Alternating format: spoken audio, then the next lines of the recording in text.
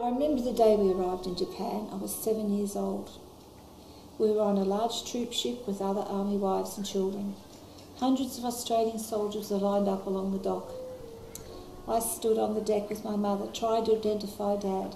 Japanese girls wearing kimonos and holding flowers greeted us as we stepped ashore.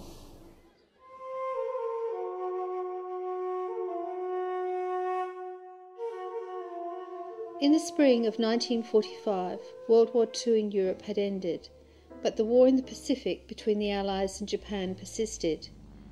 As the Allies, comprising the United States, Great Britain, New Zealand and Australia, battled towards Japan, the fighting was some of the most brutal of the war. Countless Japanese soldiers fought to the death, costing innumerable Allied lives.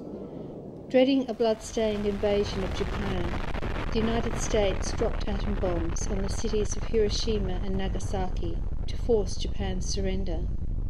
Japanese generals, ordered by Emperor Hirohito, finally formally unconditionally surrendered to General MacArthur on the 2nd of September 1945.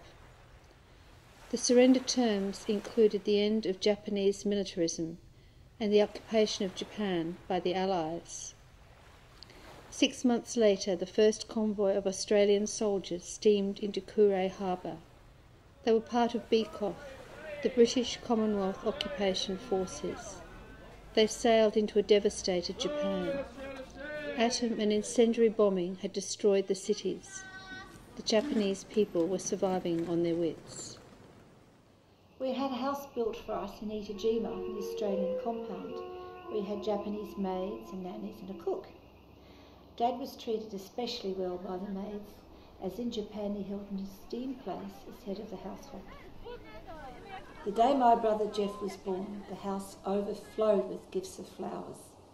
The Japanese housemaids were very excited about a male child. He got all of the attention and of course grew up very spoiled. I grew up carried round on my nanny's back in the Japanese style.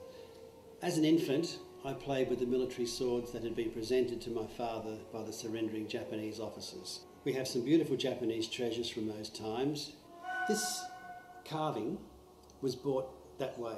Its archaic Japanese script says it was carved about 1830 in the Meiji period. Mum remembered those years as the best of her life. As an army officer's wife in the occupation forces of a subjugated country, with maids and nannies looking after all the households, life would have been pretty easy.